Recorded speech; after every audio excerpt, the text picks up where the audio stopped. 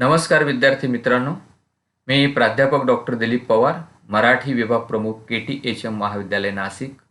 मित्र हो, आपण याआधी यूट्यूब व्हिडिओद्वारे सावित्रीबाई फुले पुणे विद्यापीठाच्या MA मराठी भाग 2 या वर्गासाठीच्या पुनर्रचित अभ्यासक्रमाचा सविस्तर असा परिचय करून घेतलेला आहे. या 8 अभ्यासपत्रिकांच्या पैकी नेमलेल्या अर्वाचीन साहित्य कृतींचा अभ्यास या अभ्यासपत्रिकेतील पाठ्यक्रम आपण यापुढे क्रमशः अभ्यासणार आहोत. उद्दिष्टांच्या नुसार आपण या अभ्यासपत्रिकेच्या मधील कविता, कादंबरी, नाटक, आत्मचरित्र आणि प्रवास वर्णन या वाङ्मय प्रकारांचे स्वरूप आणि वेगळेपण सविस्तरपणे जाणून घेणार आहोत. याशिवाय नेमलेल्या साहित्यकृतींची वैशिष्ट्ये, मराठी साहित्यातील या साहित्यकृतींचं नेमकं स्थान हे देखील अभ्यासणार आहोत. मित्रहो, प्रत्येक कलाकृतीतून कोणती ना कोणती वाङ्मयीन आणि जीवनमूल्ये पाझरत असतात. लेखक किंवा कवीने संपन्न अशा आशय विश्वातून तो संस्कार पेरलेला असतो. त्याचाही धांडोळा या निमित्ताने आपल्याला घ्यावयाचा आहे.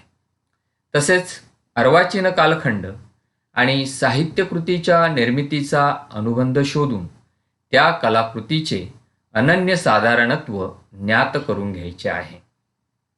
तिसऱ्या सत्रामध्ये आपण ताराबाई शिंदे लिखित स्त्री पुरुष तुलना या वैचारिक निबंधांचा अभ्यास करणार आहोत. याशिवाय दीनमित्रकार मुकुंदराव पाटील यांच्या शेठजी प्रताप या खंडकाव्याचा आणि शपाहत खान यांच्या शोभायात्रा या नाटकाचा आस्वाद घेणार आहोत. चौथ्या सत्रामध्ये आपण डॉक्टर अनिल अवचट यांच्या अमेरिका या प्रवास वर्णनाचा पैस जाणून घेण्याबरोबरच श्री रंगनाथ पठारे यांच्या दिवे गेलेले दिवस या कादंबरीचे मूल्यमापन करणार आहोत. तसेच श्री उत्तम कांबळे यांना वाट तुडवतानाच्या आलेल्या संघर्षमय अनुभवांचे कथन देखील अभ्यासणार आहोत. मराठी साहित्य क्षेत्रात मानबिंदू ठरलेले हे सर्व साहित्यिक आहेत हे आपल्याला ज्ञात आहेच. यांच्या कलाकृती अभ्यासणं हा देखील एक चैतन्यदायी असा अनुभव असणार आहे, यात कुठलीही शंका नाही. मित्रहो, आज मी सत्यशोधकी विचारधारेचे पुरस्कर्ते दीनमित्रकार मुकुंदराव पाटील यांनी लिहिलेल्या शेठजी प्रताप या खंडकाव्याच्या अनुषंगाने अभ्यासक्रमाच्या अपेक्षित उद्दिष्टांना धरून मराठी कवितेची पार्श्वभूमी, पद्यरचनेचे विशेष, काव्याच्या विविध व्याख्या आणि काव्याचे स्वरूप या अंगाने विवेचन करणार आहे. मित्रहो, साहित्य इतिहासकारांनी प्राचीन, आधुनिक, अगर अर्वाचीन आणि नव अशी कालखंडानुसार साहित्याची वर्गवारी केलेली आहे. महानुभावीय संप्रदायातील आचार्यांचे साहित्य, संतांचे साहित्य, पंडित कवींचे साहित्य आणि शाहिरांचे साहित्य हे सर्व प्राचीन कालखंडातील साहित्य मानले जाते. साधारणतः 13व्या शतकापासून 18व्या शतकापर्यंतचा हा कालखंड आहे. कोणीतर याचे प्राचीन व मध्ययुगीन असे नामकरण देखील केलेले आहे. इसवी सन 1818 मध्ये पेशवाई बुडाली.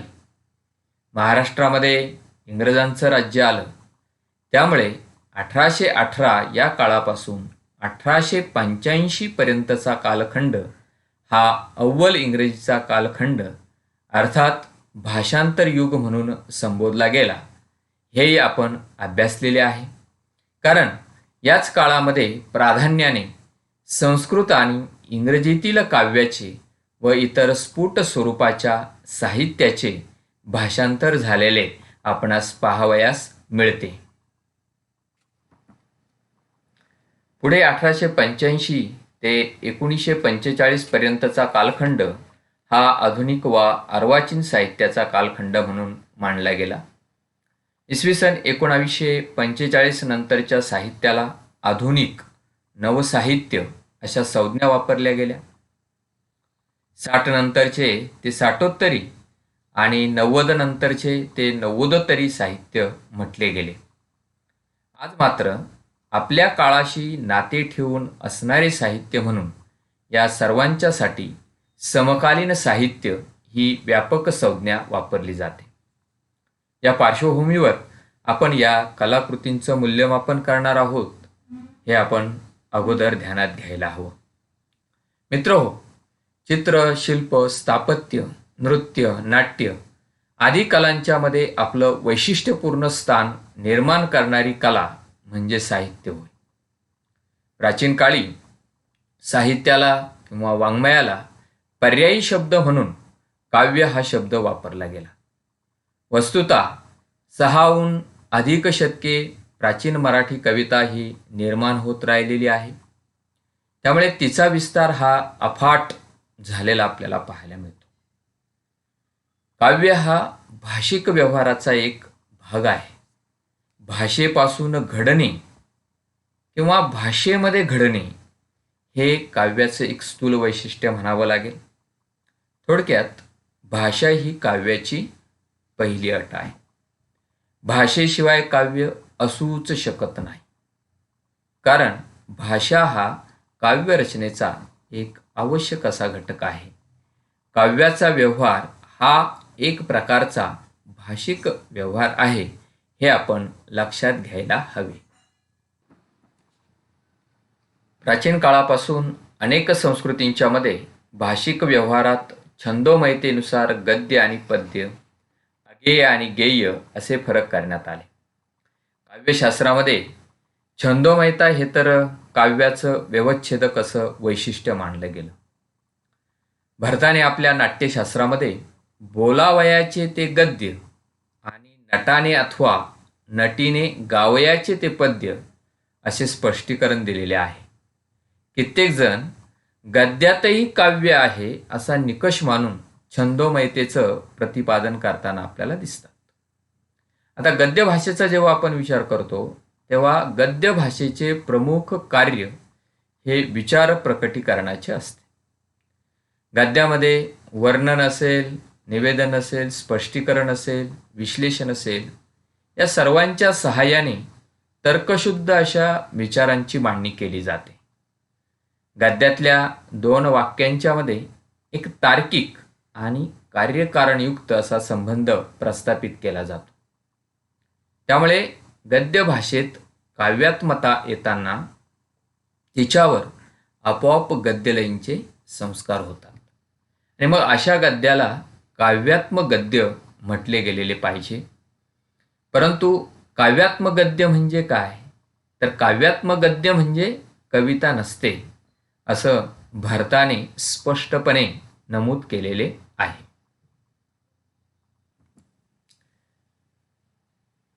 पद्याचा जेव्हा आपण विचार करतो तेव्हा छंद, वृत्त, जाती यांचे नियम पाळून केलेली रचना म्हणजे पद्य होय असं म्हटलं जातं. अशा रचनेमध्ये लयीचे बंधन हे पाळले जाते. आदिगीतातून पद्यरचनेचा उगम आणि विकास झाला हे आपल्याला ज्ञात आहेच. मित्रहो, प्रारंभी हे जे गीत ते अर्थविहीन परंतु लयबद्ध नादरचनांनी बनलेले असे. म्हणजे बघा, जन्म, लग्नादी जे प्रसंग असायचे यामध्ये ही जी गीतं आहे ही नृत्यासह म्हटली जायची. नृत्यामध्ये भावाविष्कारासाठी अर्थयुक्त अशा शब्दयोजनेची आदी मानवाला हळूहळू गरज भासू लागली आणि मग अर्थहीन ऐवजी अर्थपूर्ण शब्दाने या गाण्यामध्ये प्रवेश केलेला आपल्याला पाहायला मिळतो. आता पद्य ही तालावर, चालीवर, सुरावर म्हणता येण्यासारखी रचना असतेच. यातील आवर्तनात्मक रचना ज्या असतात त्या तालावर म्हणता येतात. अनावर्तनी रचना ह्या चालीवर म्हणता येतात. ओवी आणि मुक्तछंदासारख्या ज्या रचना आहे त्या आपण सुरावर म्हणत असतो. थोडक्यात गद्यापेक्षा पद्याचं जर वेगळेपण कशात असेल तर ते त्याच्या ठायी असणाऱ्या गेयतेच्या गुणामध्ये आहे, हे आपण लक्षात ठेवणं गरजेचं आहे. आता पद्यामध्ये अक्षरसंख्या, मात्रासंख्या असे रचनेचे बंधन स्वीकारलेले असतेच. कारण यापूर्वी तुम्ही शालेय जीवनामध्ये असेल किंवा महाविद्यालयीन जीवनामध्ये पद्याचा किंवा वृत्तांचा अभ्यास केलेला आहेच. पण यातल्या ह्या सर्व रचना ह्या गेय असतातच असे नाही. आता पद्याचे जे काही 4 वर्ग केलेले आहे त्यांचा आपण एक धावता आढावा घेणार आहोत. छंद. मराठी वाङ्मयाच्या प्रारंभकाळी ओवी आणि अभंग हे 2 प्रकार रूढ होते, त्यांना छंद असं म्हटलं गेलं. पंडित कवींनी संस्कृत महाकाव्याचे आदर्श डोळ्यासमोर ठेवून पद्यरचना केली, तिला वृत्त असं म्हटलं गेलं. शाहिरांनी लावणे आणि पोवाडे किंवा गीतं या रचना प्रकारांच्या माध्यमातून जे काही लोकांच्या समोर ठेवलं त्याला जाती असं म्हटलं गेलं. आणि मग या सर्वांचं अर्थात छंद, जाती, वृत्त यांचं बंधन झुगारून देऊन जी काही रचना केली गेली तिला मुक्त छंद असं म्हटलं गेलेलं आहे. आता कवी अनिलांच्या तळ्याकाठी या मुक्त छंद कवितेचं एक उदाहरण आपण घेऊया. ते असं लिहितात, अशा एखाद्या तळ्याच्या काठी बसून राहावी मला वाटते. अशा एखाद्या तळ्याच्या काठी बसून राहावे मला वाटते, जिथे शांतता स्वतःच निवारा शोधित थकून आली असते. आता बघा, आता येथे तळ्याकाठी बसल्यावर हृदयावरची विचारांची धूळ हळूहळू निवळत जाते. या एकांताशी, शांततेशी आपलं नातं जुळण्याचा अवकाश की वाऱ्याच्या लयीचे सूर आपल्या रक्ताच्या ठोक्यांशी ताल धरू लागतात. पानांची स्पंदने जणू आपल्या हृदयातून फुटू लागतात आणि कळत नकळत आपणही सभोवारच्या निशब्द शांततेशी एकरूप होतो. सारा भोवताल आपल्या श्वास निश्वासाबरोबर वर खाली झुलू लागतो. सांगण्याचा मथितार्थ हाच आहे की मुक्त छंदामध्ये लयीचे बंधन पाळले जाते. छंदाचा जेव्हा आपण विचार करतो मित्रांनो, तेव्हा मला संत तुकारामांचा अभंग आठवतो. जगद्गुरु तुकाराम महाराज म्हणतात, रिद्धी सिद्धी तुझे मुख्य भांडवल, हे तो आम्हा फोल भक्ती पुढे. तुका म्हणे जाऊ वैकुंठा चालत, बैसोनी निश्चिंत सुख भोगो. या अभंगातल्या प्रत्येक ओळीचं जर तुम्ही निरीक्षण केलं तर पहिल्या 3 चरणामध्ये 6 तर चौथ्या चरणामध्ये 4 अशी निश्चित अक्षरसंख्या आहे. त्यामुळे या रचनेमध्ये एक गेयता आलेली आपल्याला पाहायला मिळते. याला म्हणतात छंद. मात्र कशाला म्हणायचं याचं देखील एक उदाहरण पाहून आपण पुढे जाणार आहोत. सोसाट्याचे वादळ येते तरी ते तेव्हा मज मानवते, भूते भोवती जरी आरडती तरी ती खचितची मज आवडती. आता या 2 ओळींमधील 4 चरणांमध्ये अक्षरसंख्या तसं पाहिलं तर भिन्न आहे. पण असं जरी असलं तरी मात्रांची जी संख्या आहे ती समान असल्यामुळे त्यामध्ये एक गेयता किंवा लय ही आलेली आपल्याला पाहायला मिळते. वृत्ताचा जेव्हा आपण विचार करतो तेव्हा मला संत रामदासांचे श्लोक आठवतात. गणाधीश जो ईश सर्व गुणांचा, मुळारंभ आरंभ तो निर्गुणाचा, नमो शारदा मूळ चत्वार वाचा, गमू पंथ आनंत या राघवाचा. आता येथे अक्षरसंख्या आणि मात्रा या दोन्हींचं बंधन पाळलेलं आहे. आणि मग यातून आपल्याला एकूणच प्राचीन मराठी कवितेमधील पद्याचं नेमकं स्वरूप कसं होतं हे लक्षात आलं असणार. आता जेव्हा मी पद्यरचना आणि कवितेचा विचार करतो तेव्हा काही ठळक गोष्टी समोर आलेल्या पाहायला मिळतात. म्हणजे काय तर भाषेच्या ठिकाणी अनेकार्थ प्रकट करण्याची जी शक्ती असते तिचा सौंदर्य निर्मितीसाठी लेखकाकडून उपयोग केला जातो हे आपल्याला साहित्य वाचत असताना लक्षात येते. ओवी, अभंग यासारख्या वृत्तबद्ध रचनांमधून ओळींना उठाव दिलेला आपल्याला दिसतो. अर्थात पद्यामधून व्यक्त होणारे सर्वच अनुभव काव्यात्म असतील असं अजिबात नाही. तसेच ही जी कविता आहे ती लक्षार्थामध्ये किंवा व्यंगार्थामध्ये बोलेल असं देखील नाही. त्यामुळे पद्य म्हणजे कविता असं म्हणता येत नाही, हे आपण ध्यानात घ्या. कवी आपला अनुभव व्यक्त करण्यासाठी अनुरूप असा रचना प्रकार अर्थात वृत्तछंदाची निवड करतो. एखाद्या वेळी त्याला वाटले की अरे, ह्या अनुभवासाठी केवळ ओवी किंवा अभंग हे छंद काही अनुकूल नाहीत, तर तो मिश्र वृत्तछंदांचा देखील वापर करतो. म्हणजे थोडक्यात तो स्वातंत्र्य घेतो किंवा स्वतः तो नव्या वृत्तांची छंदांची निर्मिती देखील करत असतो.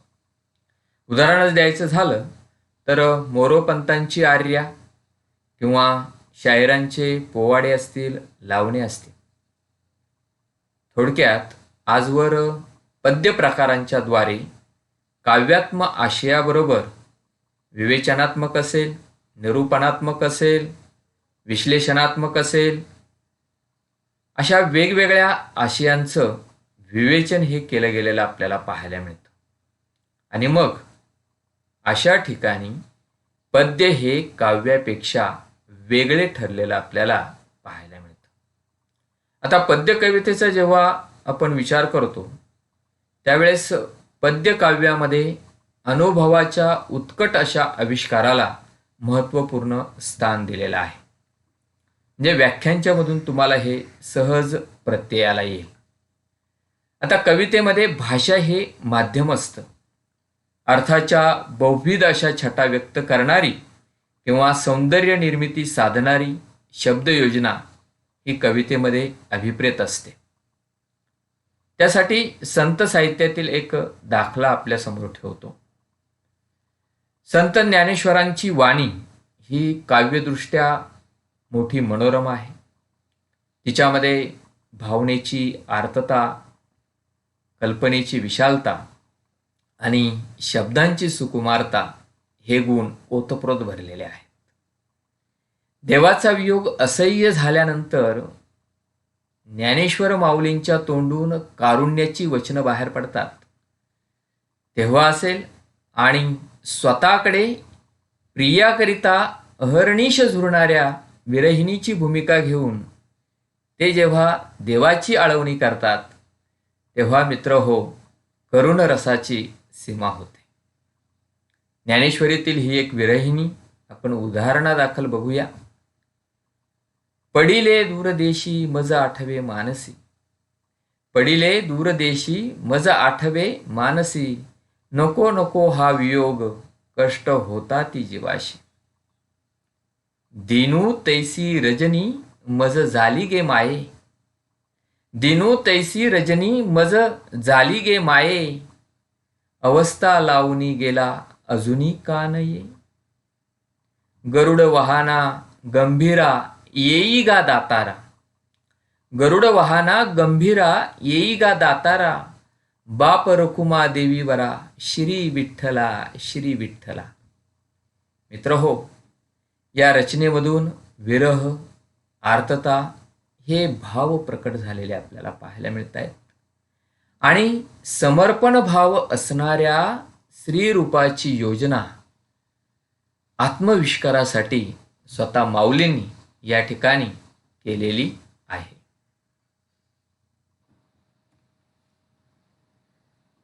विश्वकोशात म्हटल्याप्रमाणे कला या नात्यानं काव्य ही एक मूल्य संकेतांवर आधारलेली व्यवस्था असते. काव्याचा श्रोता किंवा वाचक स्वतःच्या मूल्यलक्षी उद्देशानुसार समोरच्या काव्यावर एकतर स्वतःचा संस्कार करीत असतो, त्याच वेळेला तो त्या काव्याच्या स्वतःवर होणाऱ्या संस्कारांचं नियमन देखील करत असतो. त्यामुळे कविता वाचल्यावर हे काव्य आहे की नाही किंवा हे चांगले काव्य आहे की नाही असे प्रश्न त्याला पडतात. त्यामुळे काव्य ही जी संकल्पना आहे ती वादग्रस्त ठरलेली आपल्याला पाहावयास मिळते.